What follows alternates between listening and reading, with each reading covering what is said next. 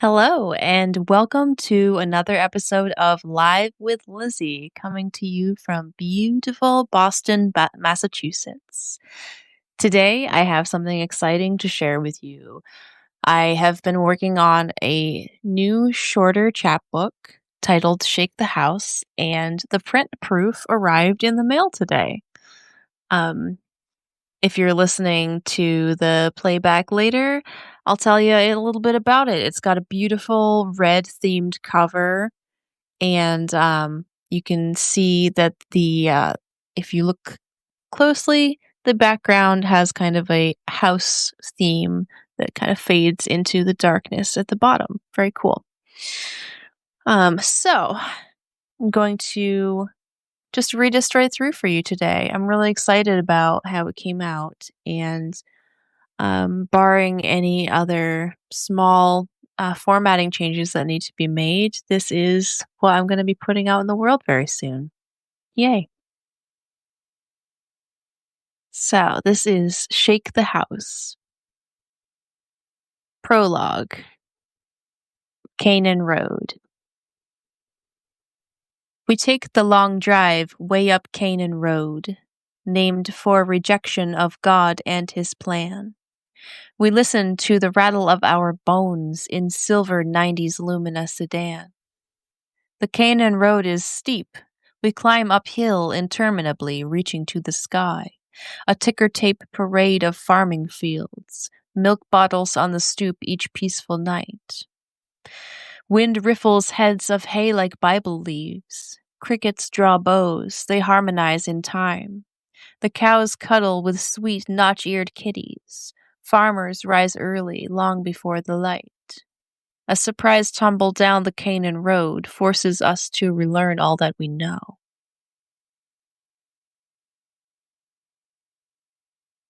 Part 1. Black Dog Whistle. Bend over a small white porcelain sink, bowl just large enough for my two-cupped hands. Scoop splash the cold water so I can think, so I can focus up to make some plans. The meat inside my bone cage is tender. It's been dry aging for about a year. Sliced it when my dad returned to sender and marinated it with all my tears. I sat still as my flesh dehydrated. I did not think a sudden move so wise. Unaware that I had been forsaken, ignorant to the signs before my eyes. The black dog slinks down the dark lane slowly. If you spot him, send him on home to me. Wine grapes. If you want to raise your young grapes for wine, give them just enough water, not too much. They'll grow up to hate you. Don't be surprised. Happiness is for grapes more water plumped. Your wine grapes will taste quite incredible. They'll bring you praise, bring honor to your name. But those grapes will think you are the devil. Their side of the story will bring you shame. If you tell wine grapes that healthy bodies are for those lesser souls with weaker will, they'll believe you because in you they see a role model, parental needs fulfilled. How you treat your wine grapes is up to you. Just know that someday they will tell the truth. Bite the dust.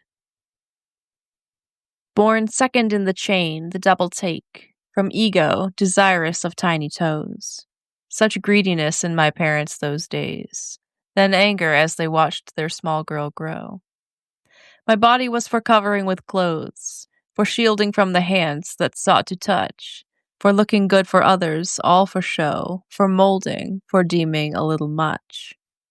From my older brother, waves of fury, for washing dishes in a white sports bra on a blistering day. He stood shirt-free. He quickly told our mother, Mom was law. She sided with him, said to cover up. For them, no measure of shame was enough.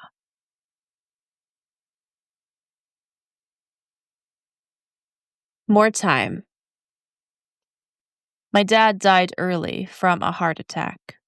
The nights when I feel acid creeping high are fearful moments, torture on the rack.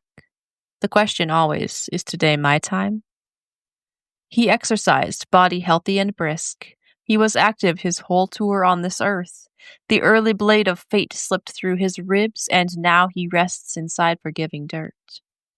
He was the one who ran around with me, who threw balls and played goalie and clapped hands with delight when he saw his girl achieve, then hugged me tight when life had other plans. The world deserved more time with my sweet dad. He loved to see others finding their path. Young Weather. Young Weather screams strong opinions to us, at high volume and high velocity. It makes quite clear, through all its windy gusts, which cardinal direction it would lead.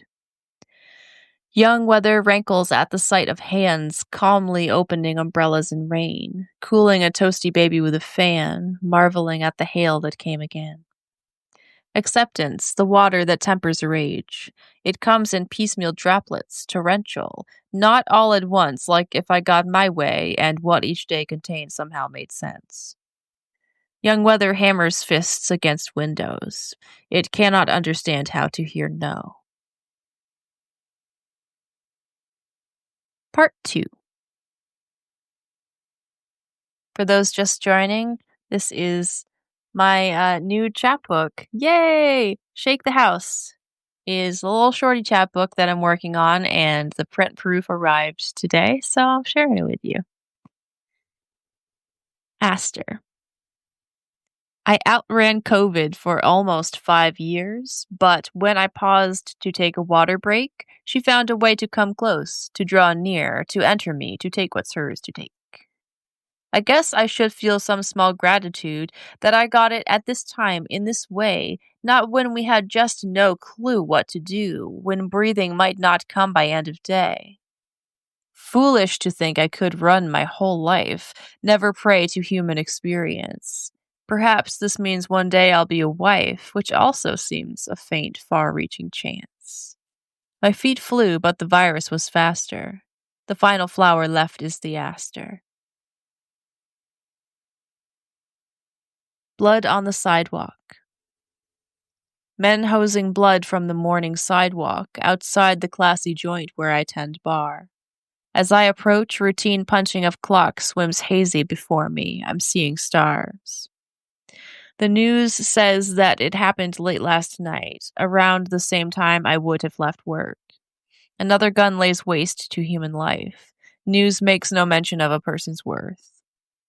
I had to act like it was all okay, show nothing, be a gorgeous booze Barbie, mimosa queen, chirpy bright-eyed brunch babe, bottomless resources to meet your needs. The pressure washer lifted up the blood from wide paving stones in furious flood.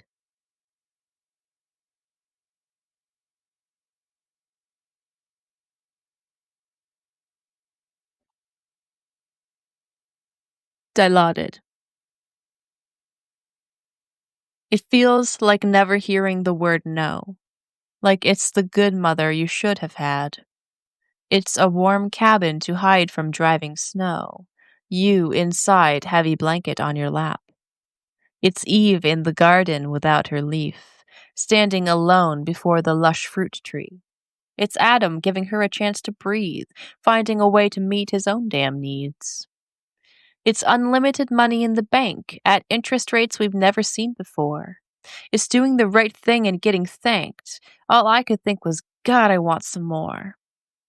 After that, I understood addiction and why it's a fight some people don't win. Curve. Press bone arch into place. Yes, feet can curve. You could be beautiful if you would try. Your girl body came to this earth to serve. A single-purpose tool, a sharpened knife. A fresh green stem must split itself open to yield the coming leaf that yearns to breathe. It won't resist in tribute to someone who years before gifted their own release. I rode in, stormed the gates, and saved myself, a future version glittering in sun, who came back with ironclad mental health to coalesce the versions still so young. Foot binding does the job it seeks to do. Babe, it doesn't work for me or for you. Part 3. Fully formed. The lie is that you have to get married in order to become a whole person. A mature adult who signs wills and deeds, respectable, doing what should be done. I did not marry, yet I became real. I grew into a person fully formed, though I was indoctrinated to feel that life begins when your children are born. What to make of a woman unmarried, with bank account and credit of her own, who votes and works and networks with a breeze, who feels at ease when she is all alone? There is no tan line on my ring finger, though I'd like a partner who would linger. Bury me in the library. When I pass on, burn my bones into ash, then mix them into a pearlescent ink. Use it to copy out my best passage, the one that always makes you stop and think. Fill up a book with me, write till I'm gone. Donate it to the library near you. Someday someone in need will come along, and what I have to say will see them through. I want to be old when I become words. I want my bones to witness the whole world. I used to think to live is so absurd, but now I can't see how I was so bored. So stoke the flames and throw some sage in there. Turn me into evidence of my care. Little Leaf. What things do you do like gravity does? What's unstoppable coming from your hands? There is a force within you, windy gusts intended to push forward all your plans. What change did you endure just like the leaves, watching your meaning change before your eyes? What happened when you sailed off on the breeze, all yellow, orange, brown in the sunlight? What pile did you end up raked into, dear? Listen to your neighbors rustle and choose. Is this the safe place? Will you settle here? Or perhaps is it your time to run loose? One thing to determine, my little leaf. Where does your gravity feel its release? Shake the house. Dissolve sometimes is the only option. Is sex so good for you it shakes the house? If not, I'd really consider leaving. Go find someone who knows what they're about. Resolve to live a life of lush pleasure. A garden widens root to canopy. The space you need to grow is a treasure. It's good to feel your ribs move as you breathe. Revolve around the fixed point of lover. Sometimes you are the sun, then you're the moon. The marrow has chosen, there's no other. There is only together now and soon. Remember when the housemates, so confused, thought it might be ghosts rattling the roof? Epilogue. Luckiest Ancestors.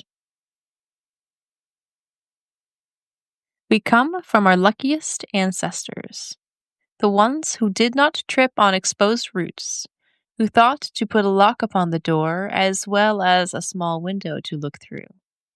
We traveled down long strands of DNA, hand over hand, feet firm upon the rungs. We clambered G and T and C and A to form the bodies that we would become. We are the studio remix of those who looked both ways before they crossed the street. The cover songs that everybody knows because of how they use the old school beats. A penny on the street catches your eye. The year is 1925. Thank you so much for listening. That was Shake the House, my new little chapbook that I am working on for release sometime. Who knows? Probably pretty soon. It feels like it's almost done. Um, yeah, I was really excited about it coming in the mail today, and I just wanted to share it with you. So thanks for hanging out and listening to those poems today.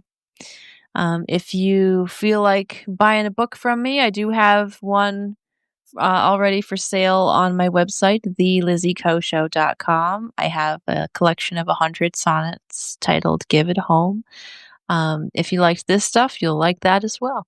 So go ahead and check that out if you're interested. Thank you so much for listening. I hope you have a great rest of your day. And I'll see you next time for another episode of Live with Lizzy. Bye.